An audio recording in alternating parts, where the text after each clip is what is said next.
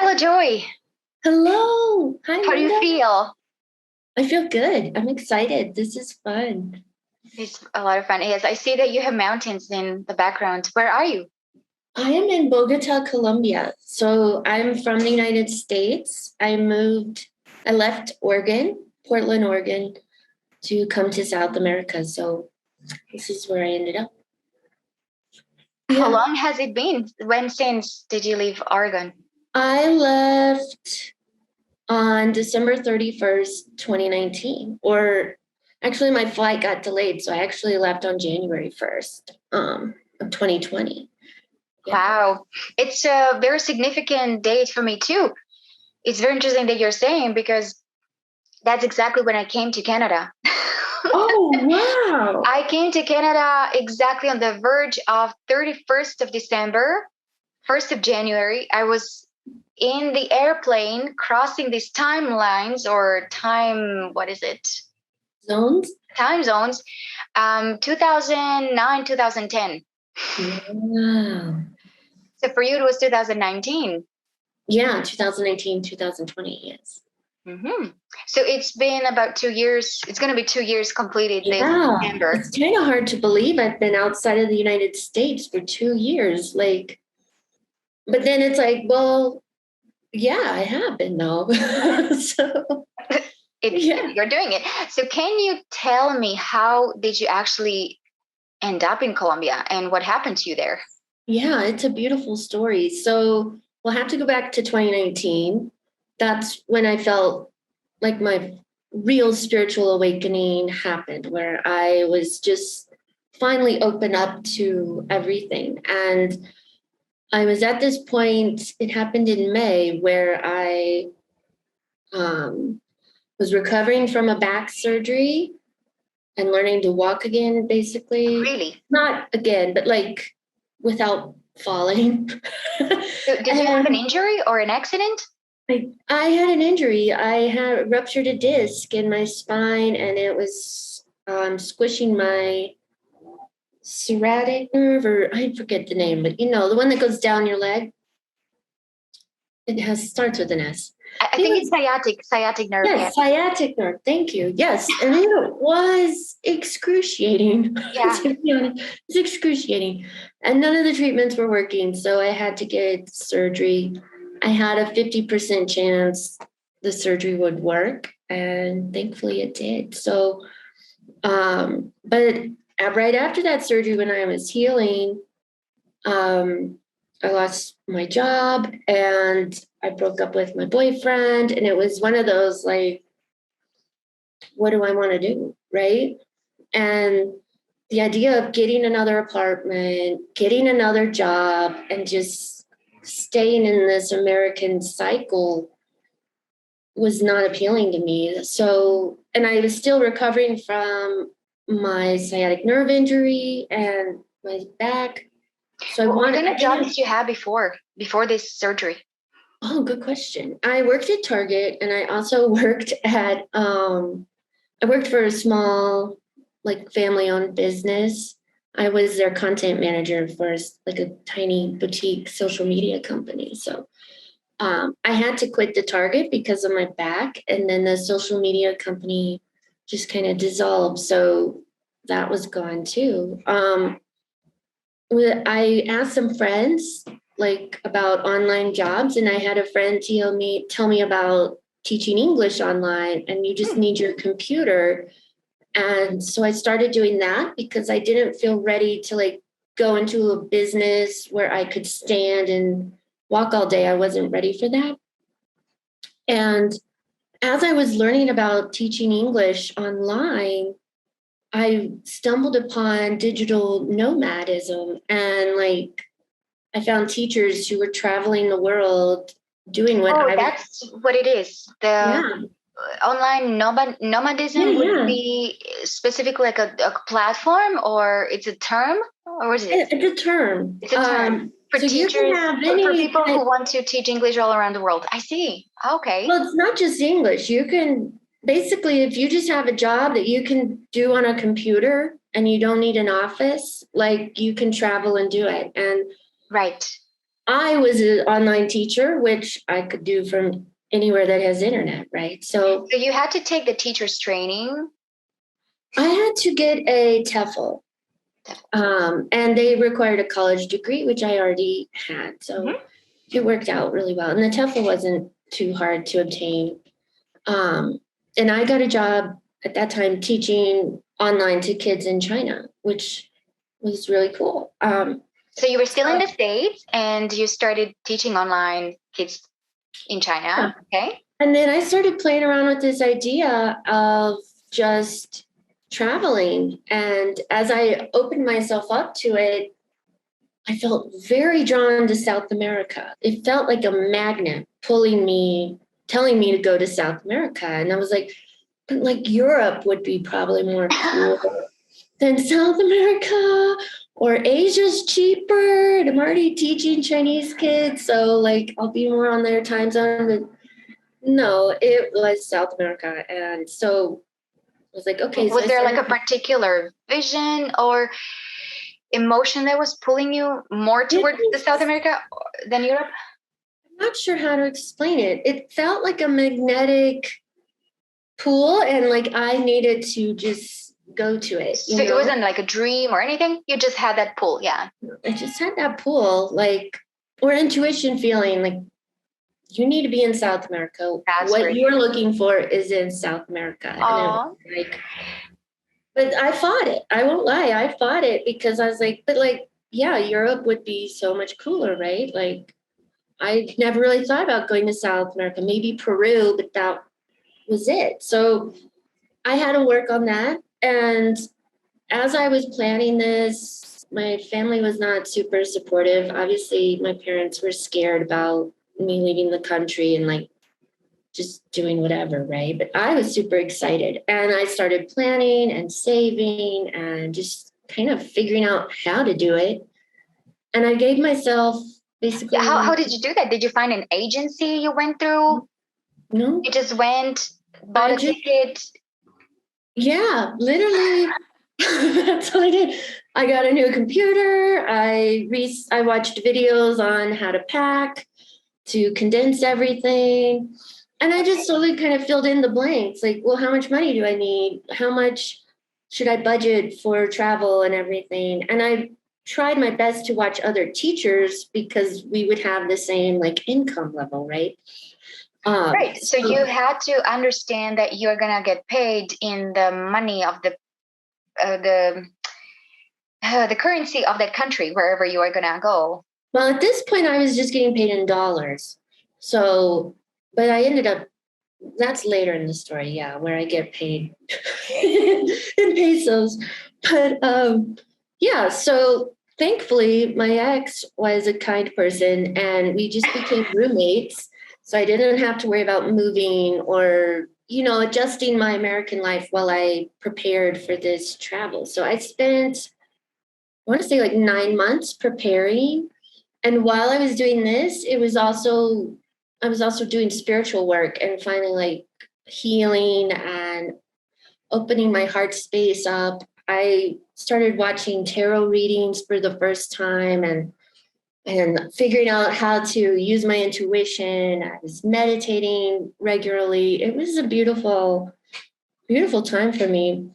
And it was a growth. Yeah. It was totally a growth and preparing me because it was exciting, but also a little nervous to just go out on my own and leave everything, right? Sure. And I have a very good world for a little girl, right? Yes, and everybody was like, but you're a woman.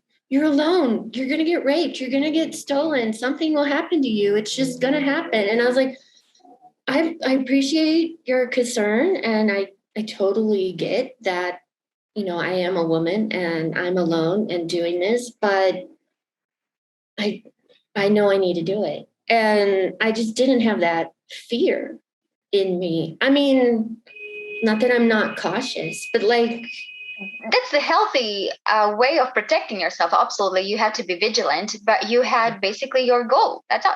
Mm-hmm. You had to attend to it. Yeah. So yeah, on January 1st, I flew from Texas to Mexico City, and I spent basically all of January in Mexico City, and that was an amazing time. I'm so thankful for that month because it kind of eased me into living outside of my country. I was around a lot of other travelers. I probably only met a few Mexicans, actually. I met people from Britain and Ireland and Germany. Was it like a hub of,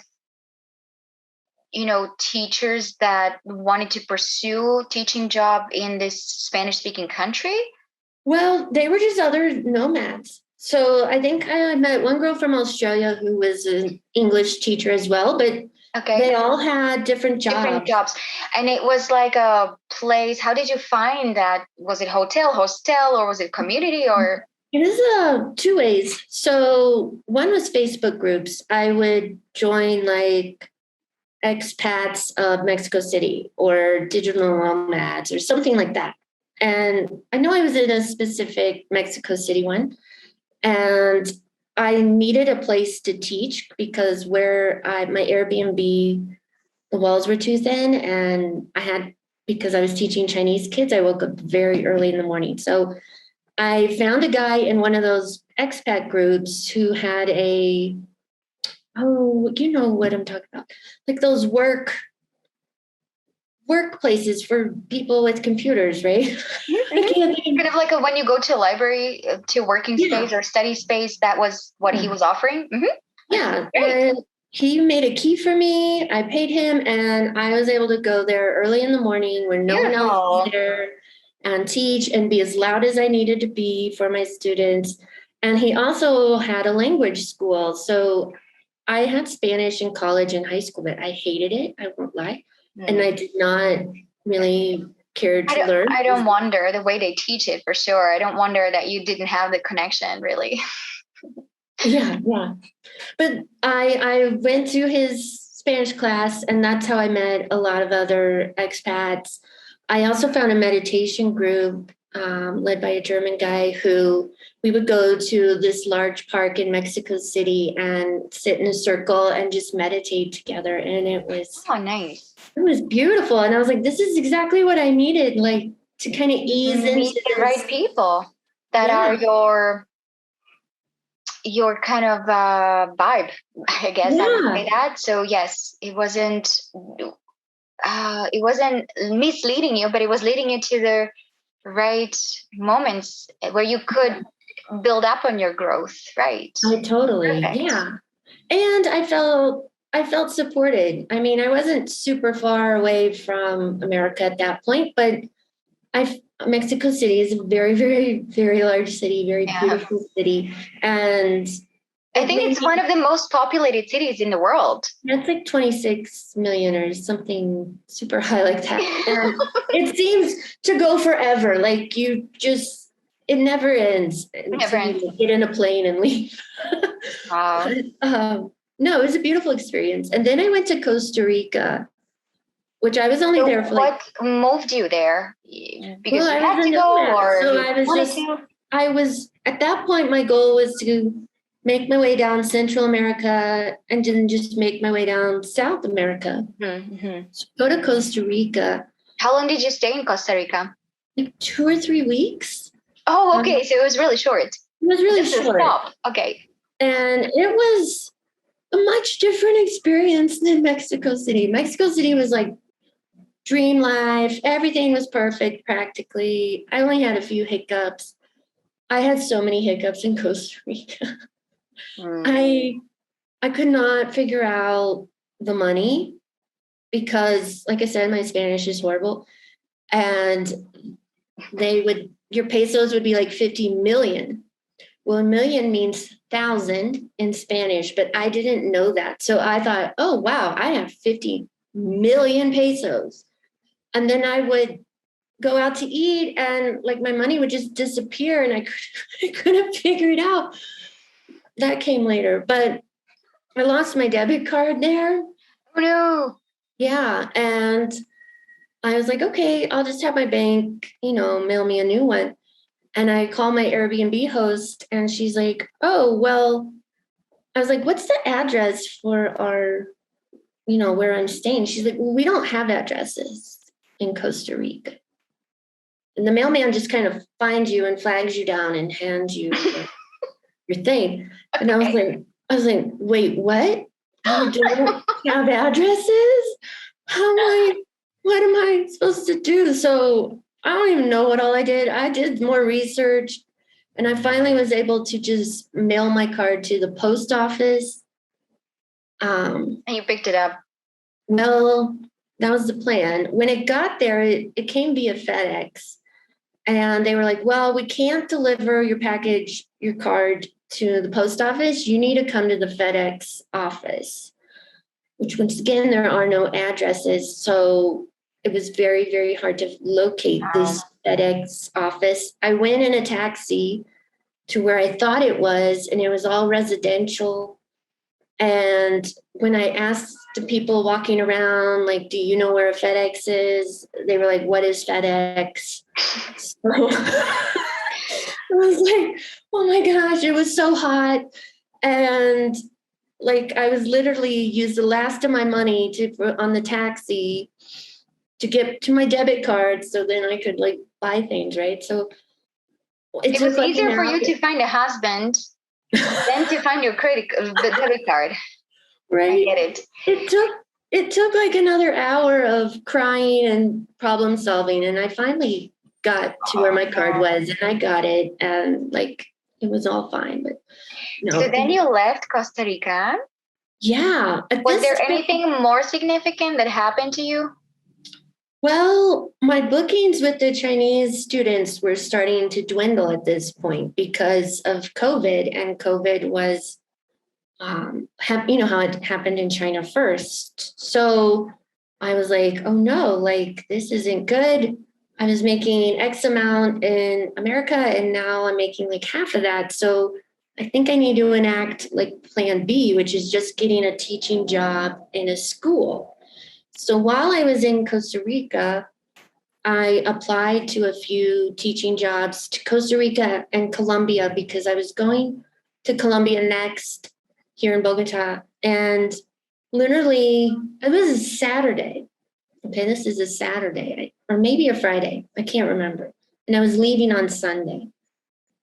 And a few hours after I applied, I got a phone call from a guy who was looking for an English teacher in a school here in Bogota. And we did like the phone interview, and he was like, well, I think you're perfect. You're going to Bogota in a few days. So on Monday, after you arrive at 7:00 in the morning, please go to the school for your like second interview. And I was like, I'm not even in Colombia yet. And here I am, I got this job interview. So I go to Colombia, and I arrived at like 10:00 at night, and I go to my little Airbnb, and I get up at like 6 or 5. I did not anticipate the traffic here in Bogota. I probably arrived at that interview at like 8:30 or 9. It was insane to try to get a taxi, and I was really far away. But they still hired me. And they were like, can you start tomorrow? And I was like, no, I can't. I don't have any professional clothing. I was not actually planning on, staying in one place or doing this. So like, I need to like just take a breather and like go to a mall and get clothes and settle down there. Yeah. You were just a newcomer. Wow. Yeah. But yes. Okay. So they needed you urgently. Mm-hmm. Yeah, they did. And that was also a different experience because my very first day, at first they were like, oh, let's show you around the school. Go, it felt more like orientation where you go on a tour. They got me some coffee. And then they're like, well, it's like 11:00. It's time for you to teach the 3rd grade. So this is that classroom, and somebody will tell you what to do next when it's over. So goodbye. And then I was like, wait a minute. Like, I don't have a book. I don't have a lesson. I don't have anything. And I only had a translator or a bilingual person with me because I don't speak Spanish.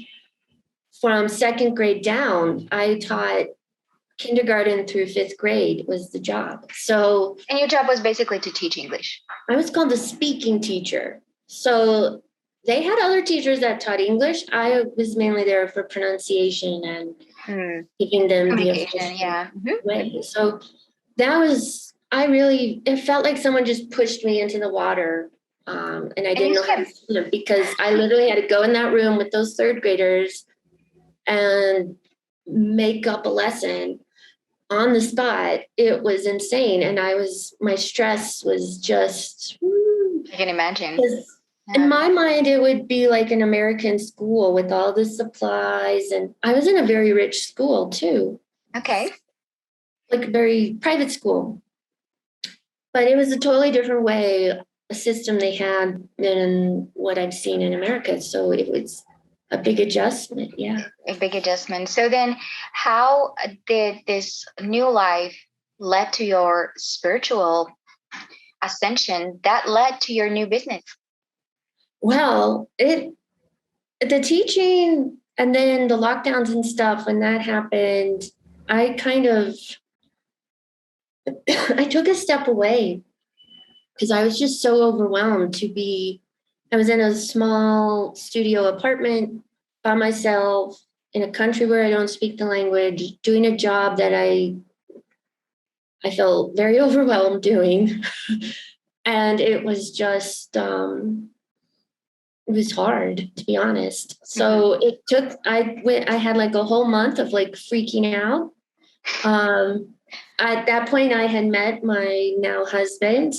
But because of the lockdowns, we didn't really see each other in person. It was all like. And you were saying freaking out. So it was like you're trying to say that you were trying to figure out yourself in the next few moments, right? Well, I mean, I was in this situation, right? I had a job. I couldn't just to do something. Yeah. I couldn't just leave. I was stuck here and I wanted to do a good job, but it was hard at that time. I really struggled. It took me a while to kind of get into a new routine, and I had never really lived alone either. So I had all these. It was all emotional. Yeah. Very emotional. All these layers of stress and emotions out of the country, being alone, lockdown, new job. Yeah, it was a lot. So I didn't meditate like I normally did. And all the work I was doing in those first few months in Mexico and Costa Rica, I just kind of pushed it aside for a little bit. And it wasn't until my husband and I got the apartment we're in now, and I had more space, and we were starting a new life, living together and everything. This is at the end of 2020. And I felt like, okay, I need to bring that spiritual stuff back. That's the whole reason I left the country, was to just teach and focus on my own spiritual healing. And all I've been doing is teaching, and I've left this alone. So I brought that back in, and that's when the magic started to happen, really, for me. Yeah. Beautiful. Yes, let's go to that. What was the magic? What happened to you? Well, I should say what happened for you. Yeah. I decided not to teach at this school again in 2021, just because of the stress level it was. At that time, I was comfortable teaching, but I was like, if I want to spend more time on my spiritual self, this teaching gig is not going to do it, because all my time and energy goes to lesson planning and grading and actually teaching, right? So I was like, I can live off of my teaching the Chinese students. So I just did that. And I took that kind of step of faith that I could make enough money just teaching in the mornings and using the rest of my day for myself. And it worked. It was the right decision. And I began writing again, meditating again. It was beautiful. And then, what kind of writing is it that you are that you're doing, that you went back to? Yeah. That's fiction writing. I'm a huge sci-fi fan. And I love everything sci-fi, subgenre of it. And I get story ideas a lot, but writing them down, that takes a lot of time, and planning them. Yeah, but I found a online group of other writers that would write at the same time on their, individual projects, and it was perfect. For 2 hours every morning, I would write with this group, and then we would talk, and just to talk to other writers and getting that kind of good vibe. It was beautiful. Yeah. Okay, so it was kind of like a group, intentional group of writers that would, I guess, help one another, inspire one another, share. Yeah. Kept each other accountable for that time of 2 hours writing. Yeah. We call them sprints. Yeah. And it was a Discord group, and we would get on Zoom calls like this, chat for like 10 minutes, and then you would just turn your camera off and write for like 40 minutes. Then we would check in. It still goes on. I'm still doing it now, but yeah, it was perfect for me at that time, because I needed to heal that and bring that back into my life, and that creativity that was going to my students before, I could now use in my stories, and kind of let that part of myself out, Yeah. And then the big shift, the most recent shift, happened around, I want to say August, September. The Chinese government announced that no more foreign teachers. And at first they said any student who has bought a class with a foreign teacher, they'll honor it and you can teach those. And then when they're gone, they're gone. So I knew the job was ending, right? I knew they gave it a year at that point. They told us 6 months to a year, you might be left teaching, and then it's over. But it's also the Chinese government. So I didn't really trust. They made a lot of rules over the years of my teaching and Chinese students. So I was like, okay, this could change at any moment, which it did. But I was, to me, it felt like a crossroads. Do I want to go teach students somewhere else? Do I want to start my own teaching business? Or do I want to take a completely different path? And I chose the completely different path. And I didn't really know what that looked like. I knew it had something to do with spirituality. So I just kind of took a step of faith, and I made my own end date of like October 22nd. It was like, I was going on vacation after that, but my honeymoon actually.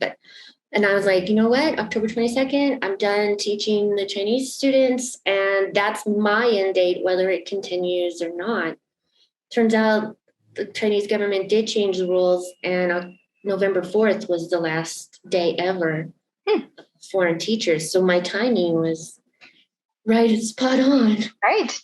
Yeah, it would have been ended anyway. So I was able to use that time to kind of go inward for my transition and figure out, I'm stepping on faith. I know I want to start a spiritual business. What the hell is it supposed to be about and look like? I had no idea. So I knew I needed to go inward. I started doing healing and just really letting myself go deep. And what came of it was, as I went in these meditations, I began to have like psychedelic experiences, even though I wasn't taking anything. And I was like, wow, this is amazing. This is like what I've always wanted, to have experiences while meditating. And just bit by bit, I was shown new things and like nudged to try new things. And it just kind of came to me to do readings and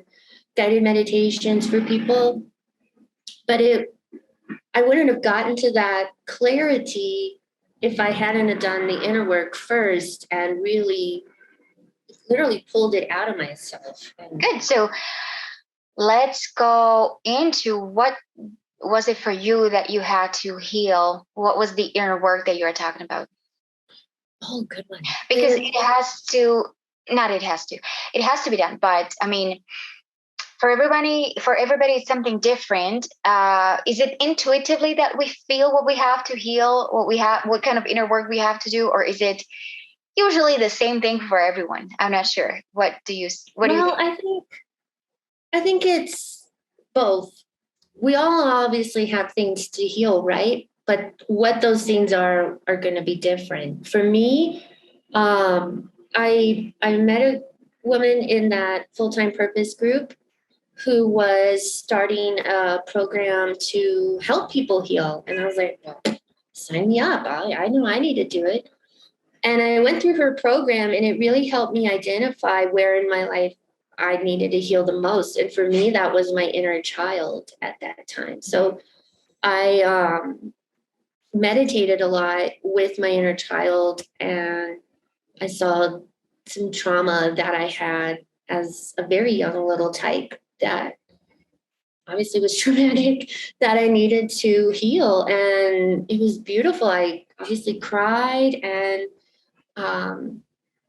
but I was able to heal that part of myself. And that for me was the beginning of this healing journey. And once I did that, why inner child is important? I think our inner child is so important because they're so innocent, right?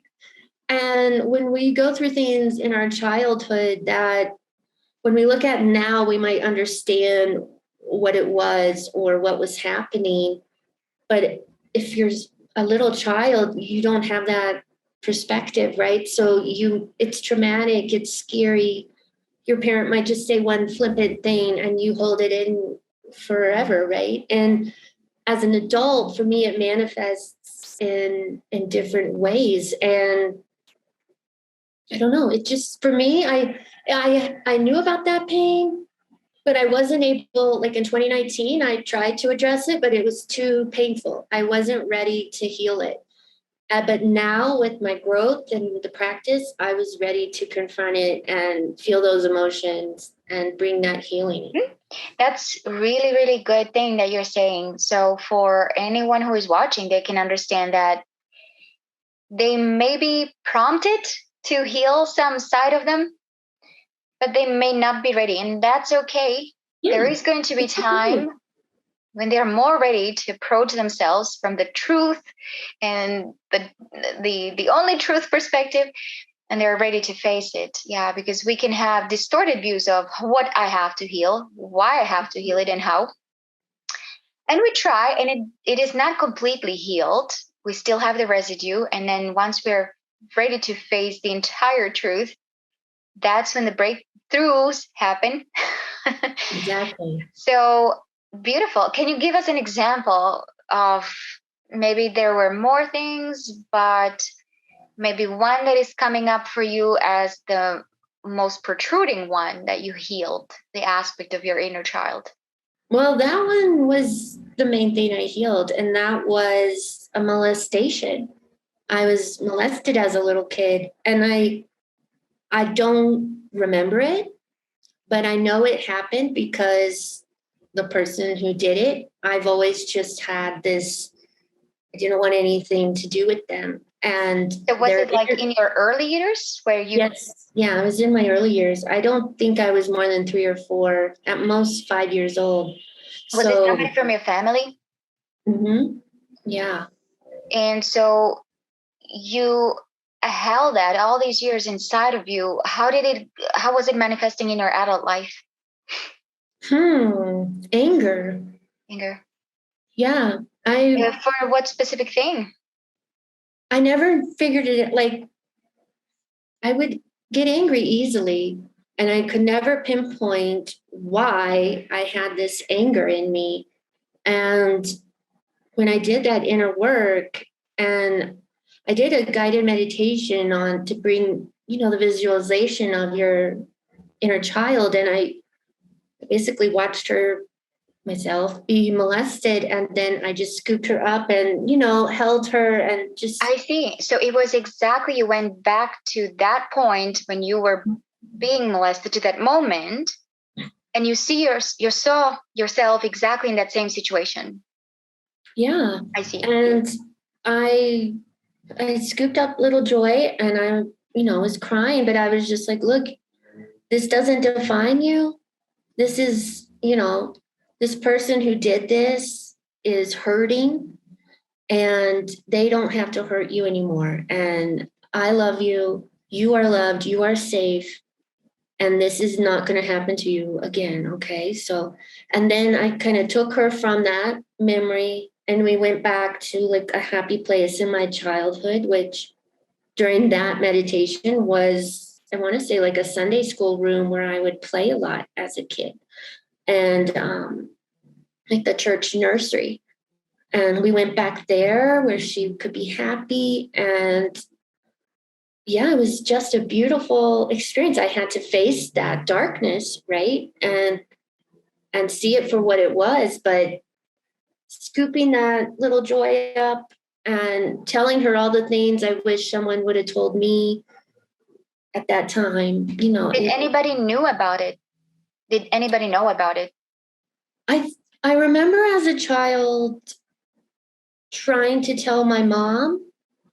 I don't know what I exactly said, but as an adult, I asked her about it once, and she's like, "Yeah, you did tell me.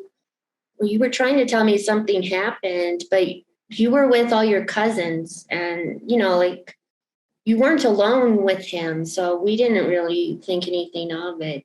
And So it was an experience that you clearly remembered that happened to you when you were that young, and at some point you were not able to heal that.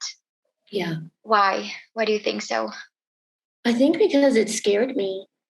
And it scared. Well, it was scary because it can really help other people to understand when they can't face something, they cannot overcome, they're not ready to heal. It's not pleasant for sure. Yeah, no, definitely not pleasant.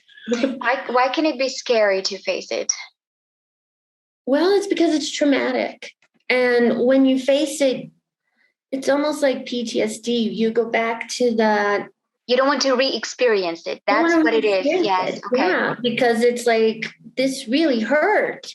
Not just my body, maybe, but like my heart, right? Like, it was an adult, obviously, who did this. So it confused me as a child why they were doing this, why me, all these little questions were coming up. And to face it again, I had to basically relive it. And that's not something you want to do. It's not something you want to do. And that's why I couldn't do it in 2019.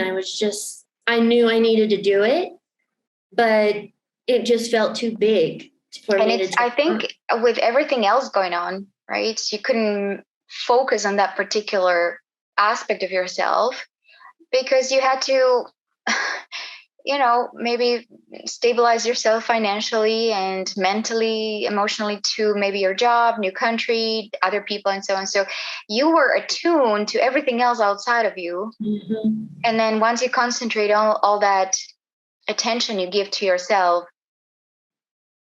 breathe in and breathe out, and it's like, okay, now I'm gonna do that. Well, yeah, to me it was a mindset. Like, I know I need to do this work. And like I said, I did my friend's course. Yes, and that's very helpful. So thank God for people that are doing these courses. Absolutely. Did you find it in Colombia? Was it American course? Well, no, she's American. Yeah. I don't know if she's launched it yet. I think it's coming out soon. I was like a test subject, basically. Beta tester or something like that, they call it. Yeah. Well, beautiful. I'm very happy for you because that's a huge one. Yeah. No matter what the trauma is, but this one is especially. Yes, I don't know how to call it. There's probably no word. It's just very sad. Yeah, it is sad. And then as an adult, it was hard to experience too, because it's like you're sad for that little girl, right? That had to go through that, even though it was me. Yeah. It was like, you wouldn't wish that on any child, let alone yourself. But I only had, the other part of it was to forgive the person and to just kind of release this anger and I'll basically say hate that I had towards them, because they're still alive and not really in my life, but they're around, right? So I'm not using names or anything. But I I had to face that part of it too and release that anger, and for, because the injustice of it. And Yes, that's a beautiful word that you're using. A lot of that is being done to us. It's for us, but it's hard to admit that it's for us. Like, how can this be for me when it's so much justice in this act of somebody else, I don't know, acting certain way towards us, right? Yeah. So that's hard, and that's what the problem is with a lot of people, probably letting go, acknowledging, forgiving, and moving on, and um, just the whole mindset is challenging us for sure. mhm, yeah. Well, congratulations, you completed your you did the completion process. That's what they call Yeah. it, completion process, when you go inward and then you exactly embrace the inner child. You give the inner child what it needed at that point, and then you can go on. Yeah. So you did. And from that point, when you finished the course, it helped you. You started doing the meditations and things, the visions or messages started coming to you. Yeah. Mm-hmm. Yeah. It basically was a nice Kickstarter to everything for me. And I knew I needed to go down this path. I didn't know where it would lead. I literally felt like taking a step of faith, and it literally felt that way, but I was like excited to do it, and I just had this peace about it. So that confirmed for me this peace that did not come from 3D Joy, who would be freaking out about money and I need a job, right? So did No, you feel like you have some guidance? oh, Some, definitely. how would I call them? I don't know. Some entities outside of this world that were guiding you, that were I feel it was my guides and leading God you and towards higher these. self all working together. Thankfully, I'm fairly open to new roads, new opportunities. So when the teaching job, when I saw that it was ending, I knew it wasn't going to last forever. Right. So And you I were knew, basically open to start something new. And after this course, you did this meditation where you connected to your higher self. Can you talk about that? oh yeah. Well, I did my own version now. In 2019, I did someone else's guided meditation and met my higher self. And I've basically been chasing that. Sorry, my cat's trying to jump on my lap. And that's Oh, okay. So I want to also know, what was the connection, or what was the transition from you healed the inner child and then you were looking to connect to your higher self, or did it just appeared in your life as an option to do this guided meditation, or you were seeking it out, or how did that happen? well, after I did the inner child healing, I felt really strongly that I needed to create a spiritual practice where I dedicated, for me, it was the morning time, which got frustrating teaching the Chinese students, and because I was like, I just want to meditate. I just want to do mantras. I just want to do this. I don't want to teach this early. I want to wake up and do those things, not be Right. teaching English. Funny, So, I have the same feeling. Yeah, it's you kicked your day that way, mhm, and you couldn't because you had to be online teaching or doing something else. Yeah, and it's annoying. yeah. Hmm.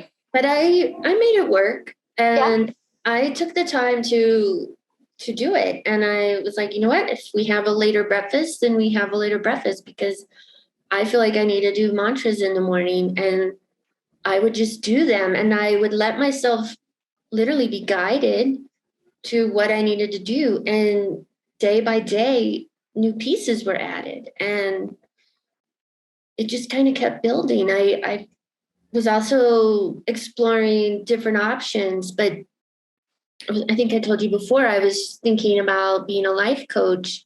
But as I was doing my life coaching certification course, I was like, this feels more like teaching. Like, I know I could do it and I would be a good coach and that would be fine, but that feels like that teaching energy, and that's not the energy I want to be in. That's not nothing wrong with it. I guess that's not who you are. You are a teacher, but you are more, and that's what you needed to become. So then I was like, okay, God, well, if I'm not being a life coach, what the hell am I going to do? You got to show me, right? And he did. And as I meditated, I started having these experiences. I was starting to sense energy better. I was working on my chakras in a new way. And I could start to feel a Merkabah form around me. And I would travel. And I'd be like, can you talk more about what is Merkabah? Well, my understanding is it's energy that we can create. And to me, it looks like light, but it's the How can energy we create it? Ooh, good question. I created one. It's already created. It's more just tapping into it, in my opinion. So I tap into mine by activating my chakras and working on my chakras. And I kind of sit with that for 5 or 10 minutes. And then as the energy builds and I let that energy flow through me and my chakras, I just start feeling it spin around me. And so you're saying that basically it's the energy that we are. And when we clear up the entire tunnel, or I wouldn't say tunnel, like a was it like an energy field? Yeah, it's like a pipe basically that connects us from the bottom to the top. So as above, so below. You clear up all those centers, so it's a clear, like a tube. That's how I view it, like a white light tube, right? Or a rod. It feels like a rod, and yes. And it then goes it was literally like a pole, a pole going through you, right? Exactly. And so you started spinning. It was at the bottom of your body, because when you're sitting in that meditation position, I guess you were sitting or you were lying down? I was in a chair. So you're sitting in a chair and it started spinning you. Well, I felt the energy spinning. Yes. I was still in my chair, right? Right, of course. And not of course, because people can imagine that you are spinning on the chair, right. Like on this chair your Merkabah has two halves, a bottom triangle and a top triangle that overlap some. And for me, when I get to my heart space, it activates the bottom one, which actually goes counterclockwise. And as I go up, once I get to the crown, then I'm like a full blown. And to me, it's just activating the Merkabah. Like I said, it's there. You just have to feel its energy. And for me, it felt like I stumbled upon this. And at first, I didn't know it was called a Merkabah. I just thought, wow, there's a lot of energy around me. And it's like, and that's pretty cool. And then as I meditated, it literally felt like I was lifting up in a rocket, and like the pressure, and sometimes my head would go back, and then I would get somewhere, and it was like I was floating, and then I would see entities and have experiences, and then I would come back down, right? And I'd be like, what the hell just happened? What did I just see? What was all this? So I had to learn and do research to learn what the name of it all was. Right. And so how did you get to that point? Was it a guided meditation? Was it just you sat down yourself and you meditated? Good question. I think for a while I was just doing what I felt led. For a while I felt more led to do mantras from, I guess, Hindu. I would do Ganesh a lot, and I would do mainly Ganesh and Shiva some. And whatever I just intuitively felt led to do. And I would dance around and I would just kind of be in the spirit and everything, basically building up energy. And then I feel like my guides were like, work on your chakras, work with the chakras. So then I would focus on that. And I saw like a TikTok or something where somebody was like, you can scan your body like this and feel the energy. So I would practice with that. I started feeling where little blocks of energy were, and I learned how to like pull them out and cut the cords and How send did it you all learn that? just by absorbing other people's stuff and Okay. searching.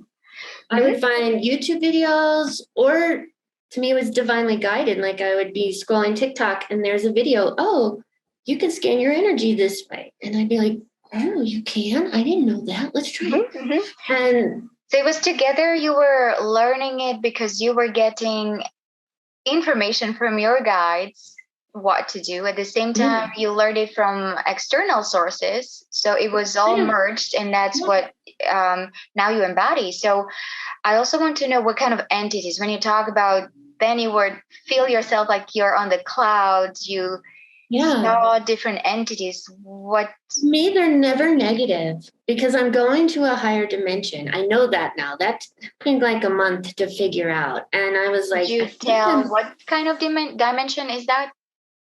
I don't know the numbers, but I know they're much higher. I've been to the angelic dimension where the angels are. It feels very angelic. I don't know. To me, it's like that energy is pure angel, and I can separate it from other energies. And when I went there once, that was really cool. I was just meditating to just kind of, okay, guides, whatever you have for me, kind of a meditation. And I did the whole chakra thing, the Merkabah, and right. And then I get to this angelic realm, and I just mainly see golden light, like blinding golden light. And I have this feeling, I know I'm in the angelic realm, and this angel comes forward. Now, for me, it's kind of hard to explain because I knew it was an angel, and that's just an inner knowing. He didn't say, I'm an angel, hi, I'm so and so. He didn't do that, or it didn't do that. But I knew it was an angel, and he came forward and he had his hands like this, and he put them towards me, and I saw like this energy go from his hands and into my mind, and it was a story idea. And later I was like, well, thank you. That was a great story. Like, wow, what an idea. Okay, I love this idea. And I knew what to do with it. And then I felt like this energy going into my head. And it was like, I knew he didn't talk, but I knew it was the rest of the story. Like he was putting the whole story in my head for me to. It was like a fiction story that you got an idea from this angelic form for this from this angelic entity, I'd say. I don't really know exactly how to call them, so as I'm offended. No, me either. Sorry, it's just a joke. But yeah, so it's like an angelic energy, right? Do they have bodies? I think they do. To me, I see them more as energy, but they do have some kind of body form. They look humanoid. Like it. Yeah. I saw an outline of a head. Right. In that vision, he was kind of shadowed by all the bright light behind him. And it's like I see that, but that's not what I'm focusing on. He was very intent on the story idea. Yeah. And my focus was on what's he handing me. And then I was also like, oh my gosh, this is an angel. I'm kind of freaking out. It's happening probably all at the same time. It's like, whoa. Yeah. So it's a beautiful experience. You got an idea for this story. Did you remember it? Yeah, I did. It's actually a screenplay, like a movie. So I've already written Act 1, and I'm writing out Act 2, which I've never written a screenplay. That's like a desire in my heart to learn to write screenplays. So the fact I knew it was meant to be a movie, and just the way it was shown to me, and like that inner knowing, it was like, okay, this is a movie and it needs to have this theme and, tell this type of story. And Yeah. And it feels much more different knowing that that story came from an angel and not just like me in the shower and like, oh, you know? It's still, I guess, um, very interesting to ponder upon when you get direct experience with this entity giving you the story, and then you are not getting it through or upon meditation, but you're still writing, let's say, your stories, your poems, your screenplays, or anything. It could be, right, blogs and so on. So it's still probably some kind of, you are the vessel. Mm-hmm. You're communicating something that is coming through you from somewhere. But this direct experience is a different level for sure. And um, if you are to write it yourself, maybe that's what I'm curious about.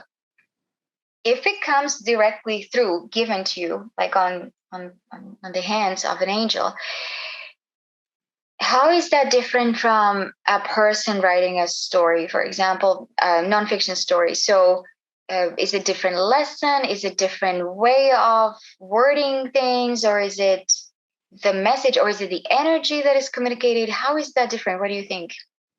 I like this question. I think I just saw a visualization of maybe how an idea comes to us, because I've gotten ideas that I'm like, where did this come from? I didn't have that was my brain thought of that. Cool. Mm-hmm, mm-hmm.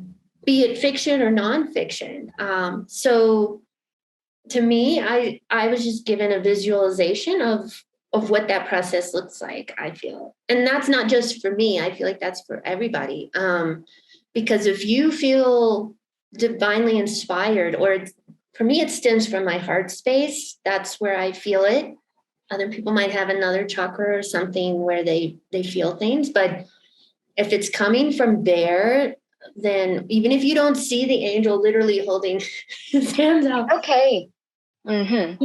it's, to me, it goes back to that white light that streams down through us. It's coming in that way. And to me, if you know how to sense energy, you can literally feel it being put in your head, which is pretty cool.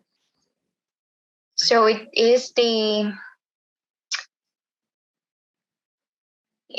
it's interaction between mind and sorry, or brain and your heart. But everything we do, when we do from the space of love, that's what it is. And it doesn't matter whether the angel gives it to you or it just happens behind your computer without having this meditative experience, or mystical experience. It is the same product. Yeah. Yes. Okay. Thank you so much. That's a beautiful answer. Yeah, it can clarify for a lot of people what's going on too. Because I think that a lot of people are maybe trying to make contact, and it's not always happening. So don't worry. As long as it is from your heart, it is the same. Although you don't have the manifested experience, or you don't have the proof that it's from the higher realm, it's coming through my heart to you. Yeah. Mm-hmm. Well, I think the problem or the risk as a human is your ego. I literally had an angel hand me a story, right? And I was like, this story is gold. This is amazing. I can't believe it hasn't been written yet. Then I get to write it. How cool is this? Mm-hmm. But even as writing it, my ego would get in and be like, nobody's going to buy that screenplay. How are you going to do it? And it was just like, oh, but the angel, I mean, the angel gave it to me. So even if nobody sees it, I'm supposed to be writing it, even if it's just for me, right? Like, disrespect. But I think that's the real life struggle right there. Is you can even get a story from a freaking angel, literally handing it to you, and then your ego will still fight it and second guess it, and that's normal, I feel. But you have to have that faith, like, yes, whether somebody sees it or not, I'm meant to write this story, even if it's just for me to practice. Exactly where we get blocked on, whether it's the throat chakra or it is basically you block yourself, not expressing yourself. Doesn't matter whether it is social media or not. That's your, I would even say, responsibility. Keep the flow going. Express yourself through different ways. And if you block that, then it's really, it's not that difficult, but it depends. I mean, it depends on the time. If you've done it for that long, it's going to take you that much longer to activate again and so on. But a lot of people are holding themselves back because exactly the ego steps in. And it could be just even, oh, I'm not going to talk to this person. Oh, I'm not going to text, right? Do. Because, and again, the intention of your heart, if it's there, it's definitely going to reach its purpose. Well, to me, that's where faith comes in, and stepping out of that comfort zone, because I stepped out of my comfort zone to start a business. I didn't even know what it was. I felt led to do this meditation. I didn't know what I was going to see. I wasn't expecting to see an angel, let alone get a story idea. That was not my intention at all going in. I kept it open, and I kept. Yeah. You removed your ego. Yeah, for that moment. It came back later, but for that moment I did. Of course. Well, because your ego has to be there for sure. We know why. We can talk about it also somewhere else, but that's important. What I got, because I was trying to meditate and I had intentions, and I was like, I wanted it to happen. I wanted it to happen, and it just can't. And then I shuffled my cards, and the card exactly came saying this one, like, just surrender. Don't expect. You don't have the I don't know, control to say what you want. I was like, sure. And that's the control issues that we have in a lot of ways in our lives daily.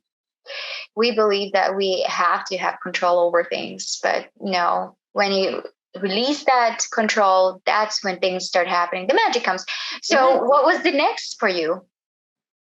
Basically, I just kept doing it, and you mean meditations, or the meditation, like, where to me it feels like a ritual. I take time to prepare myself for meditation. It's not just I'm going to play this and do that. That's how I started out back in 2019, but nothing really happened. Occasionally I would have a vision or a big experience, but most of the time I would just fall asleep or just get calm. But now I'm taking it more serious, and it feels like a ritual. It's slightly different each time, but it's what I need for that meditation. Can you describe your ritual? Yeah, it's like I said, it changes.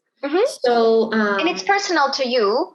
Yeah, it's personal. Still, it is good to share. Maybe it can inspire somebody that they can adjust it to their own being and follow your template. Yeah. Well, the first thing I do is clean my aura. So that's either with salt in the shower, because there's no bathtubs here. Or I do like a Reiki thing where I imagine a green flame and brush it off, and the flame consumes any impurities and then it extinguishes, right? So I'll either do that to just kind of start cleansing my own energy. Then I'll do a scan, either like this. Now I don't need to use my hand. I can visualize my energy body and just figure out what needs work. So I'll do that. I'm also, during this, I will also use my intuition to figure out which music I need to listen to. And I'll already have it playing, so I'm getting in that mode. Sometimes, one time there was drums in the music and I just felt like dancing. So I just danced for like 30 minutes. Whatever I intuitively do, if I feel led to light incense or use crystals, I will bring those out and get them all set up during this time. And that's, to me, like the ritual time, the preparation preparing my own energy, preparing my space and myself. And then when I'm ready and I'm calm, I will work on my chakras and activate them and spend time on each one and kind of get a feel for their energy. And as I'm doing this, then I start to feel that Merkabah. And then when it's all ready, whoosh, lift off, right? And I have this experience. And then I usually it lasts for 15 or 20 minutes. And then I just kind of open my eyes and I come out of it. So for me, that's how the process works. And so when you are getting, maybe I would say, information, basically, right? Knowledge. So then you work with that and it led you to opening up your business. Yeah, to literally narrow it in. I realized my love for meditation as I was doing this, and I was like, I love having these experiences. I want to share them with people, and I want other people to learn how to do this because I feel like it's really cool, and who wouldn't want to do something really cool? And then I realized I could connect to other people's higher selves while I'm up there. So then I was like, I tested it as a reading, even though it's not tarot cards. It's not somebody just channeling. It's your higher self reading, basically. Okay. A psychic reading. Maybe you can call it a psychic reading. Yeah, this type of psychic reading. And I was like, well, even though I don't know if other people do readings this way, if I'm meant to do a reading this way, then that's how I'll do it. And actually, I'm going to go back to where you experience meeting your higher self, and then you can talk about how you get to meet other people's higher selves. So what's that higher self, meeting higher self? Okay. Well, back in 2019, I did a guided meditation where they brought in your higher self and you saw them. And for me, that was a very big experience because I assumed it would be like a duplicate of me that I saw walk in this room they had you imagine, but I saw like this 10, 12-foot light being. It was humanoid, but it was made of golden light. And as soon as it walked in, the me in my meditation, my astral self, which I didn't realize at the time, but I just fell to the floor and started bawling because the unconditional love emanating from my higher self just overwhelmed me. And I could feel that it was me, but I was like in disbelief that my higher self was this divine thing. Full of love. And full of unconditional, like love I've never experienced before. Unconditional, like godly love. And it was just, I just was crying in this meditation. And then when I came out of it, yeah, I had tears down my face. I didn't even know I was crying in my body, but I was. And then I've tried to meet my higher self after that, and nothing was that level of experience, right? But then now, when I was doing these meditations and I was doing readings and I was seeing other people's higher selves, and they weren't just a humanoid shape like mine. They had details and names, and some didn't have the love energy. They might have forgiveness or strength that would just emanate off of them the way love emanated off of mine. And I was like, I want to see myself again because I feel like I'm not a humanoid either. That was just all I could see of myself at that level. But there's another level to myself, and I want to know it. And it took some time. Like I did the whole Merkabah thing, and I was ready, and I was going up, but it was higher than with the intention of meeting my higher self. But I couldn't handle the pressure of where my higher self lived. My higher self was like, okay, Joy, if you want to come to me, you can, but good luck kind of feeling. And then as I was going up, I was like, you're right. This is a little too much for me. I can't handle this pressure. So I couldn't do it, but I really wanted to. And as I did more readings for other people, and I was starting to be able to handle that frequency, that pressure. And then I was like, okay, it's time. It's time to do I know I can get there now to that level. I'm ready.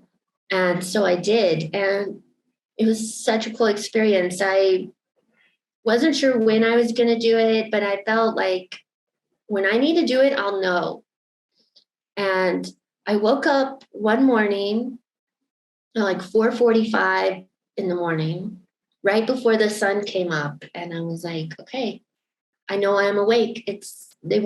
My higher self wants me to meet them this time and to do it with the sunrise. How beautiful. So I did that whole process, clearing my aura, chakras, all that, right? And I honestly can't remember if I laid down or if I sat up. That's kind of fuzzy for me. But what happened was, yeah, I shot up and I I saw Pachamama, I saw Gaia this time. And it was quite an experience. Like, it's a little hard to explain, but I'll do my best. What is Pachamama? Gaia. Pachamama is Spanish for Gaia. What is Gaia? And Gaia is Mother Earth, yes. Mother Earth. So you met Mother Earth, and we could think that that's not a being, but what is it that you met? Well, what I saw the Earth. Well, as I was working on my chakras, I realized my Earth star, which is the chakra below your root, was the whole Earth. And I was like, whoa, I literally am like floating above the Earth. This is cool that I'm that connected to Pachamama or Mother Earth, right? And then I saw the Earth and I saw my light body or myself flying around it. And I was in observer mode is what I'd call it. But with just sheer intent, I could project my intention into the me who was flying around the Earth. Mm-hmm. And I did that for a little bit. It was blissful. So I remember touching the water and I was just like really happy flying around the Earth. And then I went back to observer mode and I saw my tracks. And they were like turning into like this clay. And I was covering up the whole Earth. It was almost at that point when I went back to observer mode, it was almost encased. The whole Earth was encased in my tracks going around it. And I was like, wow, that's beautiful. Well, I was like, what did I do? I'm not supposed to have tracks. What is this? And as I'm thinking that, the me flying around like stops and kind of floats away. And the Earth is just hanging there. And then it felt like a movement, like it went and just broke out of this clay-like encasing that my tracks had created. And I was like, whoa, go Earth. Yes, okay, you're broke. I'm glad I didn't like trap you or something.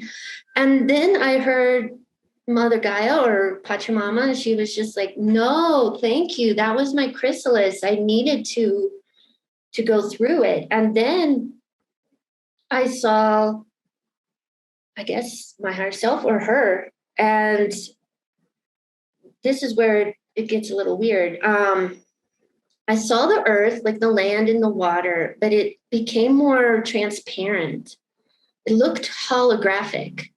Okay. And it was still big, like a big circle, right? And when I took my attention from that, I saw like these white streams going into, like the light of the projection was coming from this ginormous light body in the center of the Earth, stemming from the heart space, projecting the whole globe around them 360. So like the core of the Earth is this giant light body or Pachamama or Gaia or Mother Earth, which in some way is my heart space. And their projection is what our bodies are living on and everything. And it was like, I just remember being blown away. Like, I can't believe I'm seeing this. Like, she's showing herself to me in like this way, in this form. And what did you understand? Was it a message in it or just experience? Well, for me, I realized, because I know I have a large heart chakra, I have a lot of energy that flows through it. And it was like, Joy, this is Mother Gaia is in your heart. Like, this is a part of who you are and your connection. This is a trait, like your connection to nature that you love. Obviously, I love nature, right? And it just felt like I understood a piece of myself in a new way. And I have this whole new, I had no idea how connected I was to Pachamama. And I mean, I love nature. I love being in nature, but So, yeah, so it's like we are connected, but we don't know, we don't realize until we have connection through meditation what it is actually that we are like how would I call it, like how we're connected either to that realm or so and so, but yeah, we are all earthly beings as well, so we are all connected to Mother Earth, and so all of us can experience this Pachamama connection. I think so. Yeah. Well, yeah, true. We should say maybe everybody, I'm not sure. Anybody who wants to, we'll put it that way. True, yes. Anybody who is open to it, they Mm. can get it. Yes. Beautiful. No. So you understood yourself, your origin, your connections to, you will fill in the gaps about yourself, I guess. Yes. Yeah, And yeah. I had no idea. I thought I was going to see a light beam or like and that that. was right because you thought that you were meeting your higher self and you had the previous experience, so you thought maybe something similar is going to happen, and yet this That's is what your higher self gave you as an experience, right? exactly. Beautiful.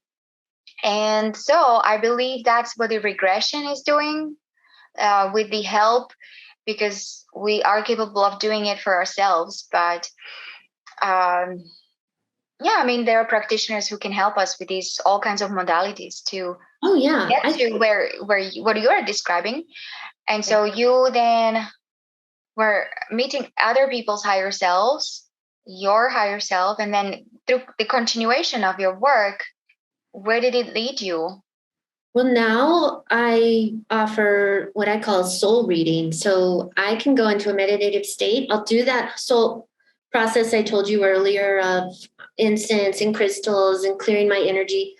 But while I'm doing that for a reading, I'm tapping into the other person's energy. I'm listening to music that's meant for them, not me. And How did I, you generate that understanding of what kind of song or what kind of music are you well, doing? like that came bit by bit. Um, so the first bit was, you need to try this for others, which was a step of faith because I was like, well, like I'm pretty content with what I'm experiencing now. So we don't need to involve other people. Like, but it was just like, take that faith, take a step. You won't regret it. You need this.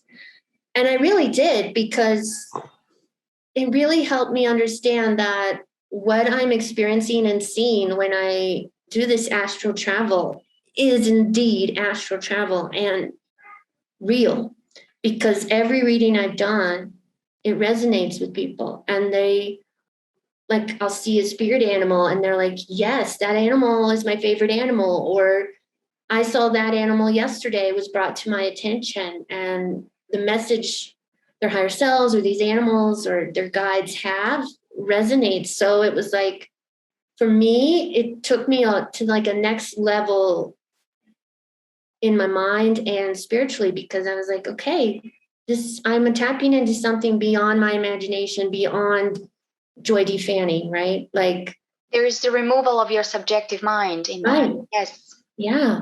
So that kind of fueled the fire. And each time it'd be like, okay, now this time don't use your music, choose a music for them and see what happens. Mm-hmm. And the first time I did that, I got singing bowls. And I was like, well, I don't listen to singing bowls at all, but okay. So I used singing bowls, and I did a silent meditation. And the the woman I did that reading for was like, well, I pretty much only meditate to singing bowls. And I do silent meditation to singing bowls. That's how I meditate. And I was like, whoa, really? Because I don't do that at all. That I'm a binaural beats kind of gal. So that was just another confirmation. Okay, so I can use the music for them. And just, yeah, bit by bit, like, why don't you try this, Joy? And the last bit that came was to write a guided meditation for the person I'm doing a reading for. Because obviously I love to meditate, right? And I got started doing guided meditations because as a clairvoyant, the visualizations help me beautifully to imagine what I'm trying to see or experience. So I'd already dabbled in writing them. I took a course in how to teach or write or make meditation. So I was doing that.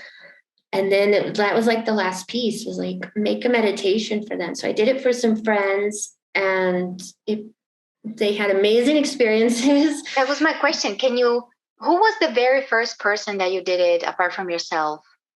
Ooh, let me think for a second. I want to say it was my friend Ryan. Okay, so you're doing soul reading. That's what's your, how would I say it? Practice. That's what your practice is, soul reading. And you picked Ryan as your first person. Well, I knew I wanted to do a soul reading for him, so I did that. But then I just felt for him, his spirit animal was a whale, and the whale just really wanted to connect with Ryan in a different way than Sorry, what so can you describe how did you start it? So if other people would really want you to do the soul reading for them, what are they to experience? What are they to expect?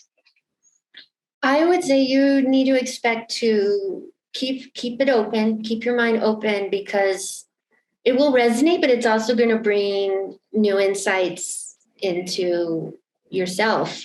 It's mainly like a personality reading in a way. Like I said, my higher self emanates love, but I've seen strength, forgiveness, passion. There's all these other beautiful energies out there. And I'll tell you that. Like, well, when I saw your higher self, I was overwhelmed with compassion. Okay. And so how do you actually do the process? So let's say if I am your client, I would give you some information about me, like my birthday or my name, or what would you need? I would really not, I just need to know your name. I would only collect your email address to just give you the information. I really personally don't want to know that much, if that makes, not like in a bad way, but like I don't want my 3D knowledge to impact what I see or experience or to take away from the reading. Because if I don't know what your favorite animal is, and then I'm like, well, that happened in a reading. I didn't know her favorite reading. Her favorite animal was a panda. And that's what the animal that came forward. And when I told her that, she's like, she had a panda bear.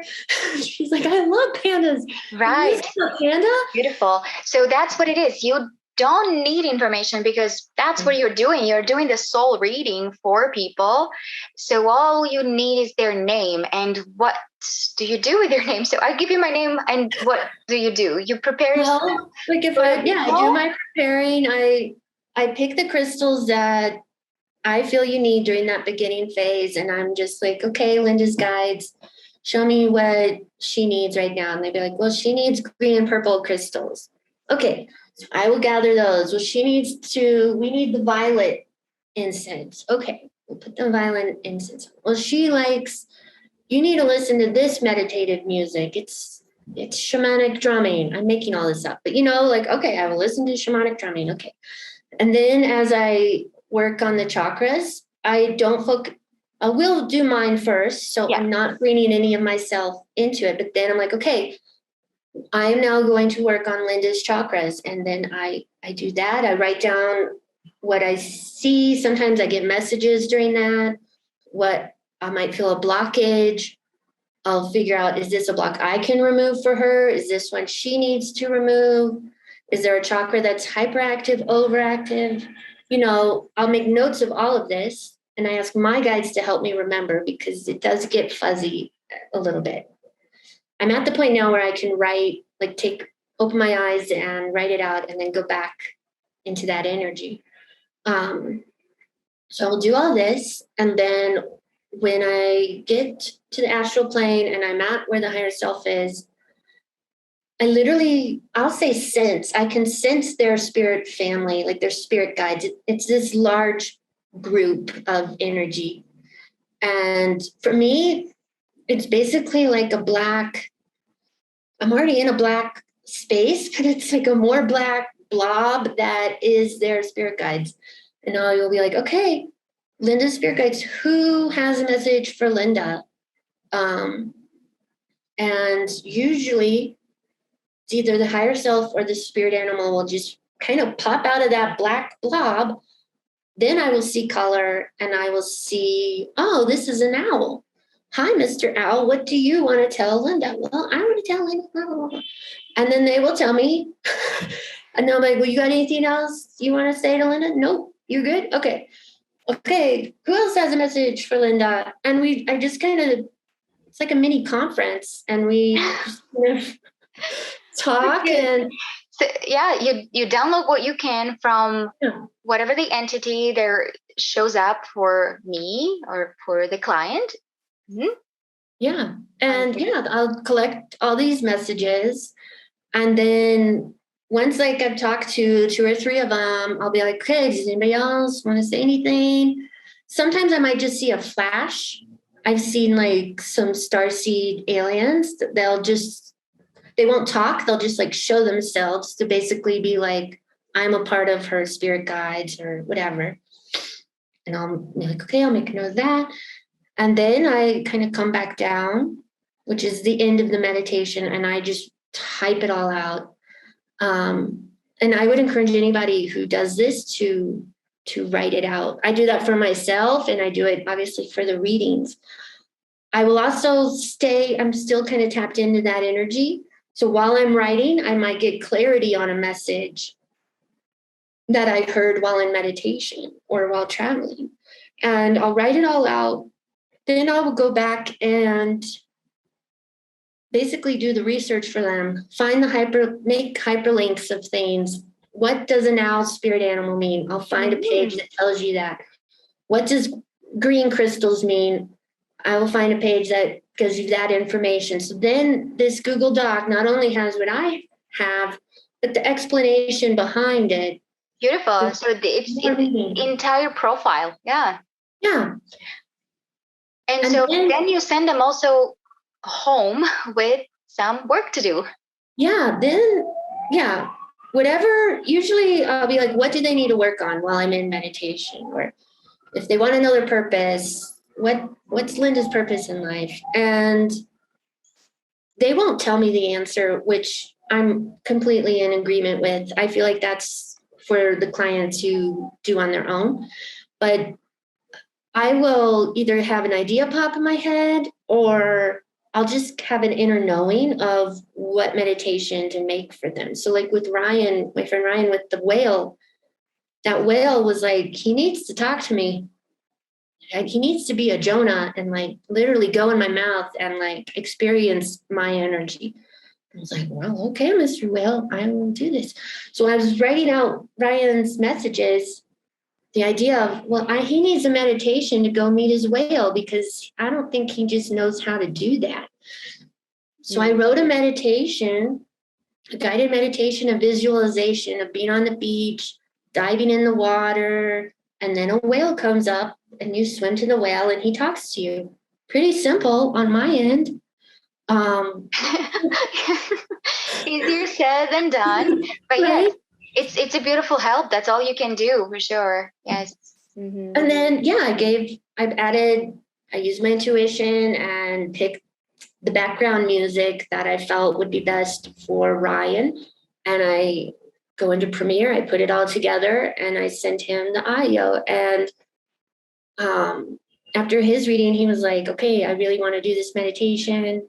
And he was like, wow, I met the whale. The whale talked to me, and I have more clarity now, and I feel more in line with my purpose and everything. So if people can do that, anybody can do that. right. Meaning like your clients already experienced that. You are getting results. So yes, more and more for sure should flow, because it's the best, it's the coziest feeling ever to have a connection to yourself, for sure. And you are the channel for that. That's beautiful. I am so super grateful for this gift of yours. Thank you. Me too. Yeah, especially because I think that we all struggled with bad decisions, or certain things happen to us and we can't get clarity or healing, whatever it is that we need to tackle. And we all want to ascend. We all want to, I don't know, feel ourselves being successful, and just be there for yourself as then you can be there for the others. So it's incredible. I don't know how to call it, the purpose that you are embodying. Well, it was my own journey. Like, I didn't realize this It's when your I own first journey started, too. but as I did the work, it was just like leading me to meditation. And I was like, okay, I love making guided meditations. I just love it. It's like writing a story. And that's what it is all about. Yeah, you love writing stories. You love writing all together. Yeah. Doesn't matter distinguishing what kind of writing it is. And so this is another genre. Yeah, I think so. It's beautiful. I would. So, sorry, just to wrap it up, and we definitely want to have you back on so you can go more deeply into your awakening process even more, and also explain new, let's say, encounters that you have, with different clients, so that it can bring a lot more inspiration to the others that find this very useful for them. Because I don't want to hold you too long either. It's been a beautiful video, but your website. So you have website? Do you have Instagram? Do you have? How can people reach you? My thing is Astronaut of Life. So if you just, the website's astronautoflife.com, all lowercase smushed together. Well, we definitely put it below the video. Yeah. And that's the way to contact you the best.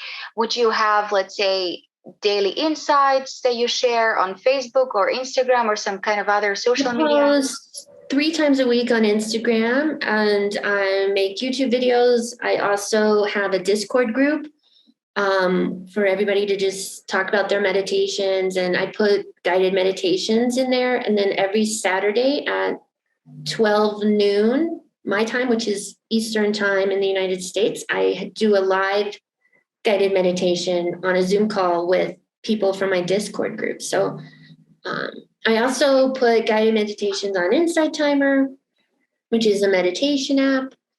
We'll put all those links for sure below the video. And I also want to ask you just the last thing, if you can clarify for me too. The Discord group is called the Discord because? Well, Discord is the name of the app. Oh, okay. I didn't know. Yeah. I see. Like, and so the guided meditation would be about connecting themselves or grounding themselves, or different every week. I kind of let my guides and intuition tell me what the topic is for that week, and then I write it out and we do it together. So it's always about something else, but it's always healing. It's always beneficial. It's always for expanding either the consciousness, ascension, and so on. Yeah, we've done inner child, we've done past life, we've done, different topics, but all in meditation. And if you can't make it to the live, then I put the recording in the Discord group. It's just like a chat, a big chat group for everybody to talk about their experiences and what they like. How can they join? Is it like a membership based, or? It's free. There's a link because Discord has like channels. So you need to join my channel, right? and then you're in our group chat and you have access to everything. So yeah, we can put that at the link. bottom. Yes, we'll definitely put it below. Thank you so much, Joy. I know the time is progressing, and we'll definitely have to get you back on to, like I said, I want you to specifically talk about some soul readings, where you can also bring us an example of a transformative story or story of transformation, right? So that would be very inspiring for more people to connect to you and get what they really need. It's absolutely necessary. It is so, I would say, life-saving. Yeah. Many. Right. It's beautiful for me and it's beautiful for them. So like win-win. It is. It is. It's absolutely magic to be experiencing somebody else's soul. Yeah. I can imagine. And then at the same time, you are not really reaching the privacy, right? Because I mean, you do get the messages, but my thing is if they want a reading, they're giving me permission. I'm not just gonna go visit your higher self without your permission. No, for sure. No. Yeah. So if they ask for a reading, like if you're a client and you buy it, right? Or if a friend asks me, I'm like, well, do I have permission to tap into your energy and see your guides and everything? So to me, that's an important factor too, I guess. Right. Well, with workers like you, there's a lot of integrity, right? So there's absolutely no fear like, oh my gosh, this person is going to know so much about me, more than I know about myself, because it's beyond that. It's about, I need that for my own connection that I'm experiencing in this life, space reality. And there's this person that can help me. So that's all about that. Joy, thank you so much. We are ending at the beautiful time, 3:03 for me. Yeah. It's a good angelic number. So I will contact you again. We'll put the links below the video. And I wish you a very beautiful afternoon. You too. Thank you so much. This time, Linda. It was beautiful. I love talking to you. I love talking to you too. So we'll be back. I'm going to end this recording and I'll send it to you. Okay, thanks. Take care. Bye-bye. Bye.